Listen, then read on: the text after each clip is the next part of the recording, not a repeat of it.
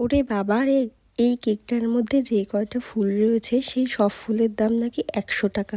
মানে ভাবা যায় বিয়ের সিজন বলে যারা ফুল বিক্রি করছে তারা তো মনে হয় আমাদের সবাইকে লুটে নিচ্ছে।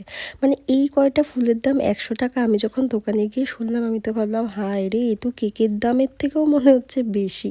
তো যাই হোক, বিয়ের সিজন এখনই তো সবাই ব্যবসা করবে, তাই না? নাহলে আর কবে করবে, সবার ব্যবসাটাই বুঝতে হবে।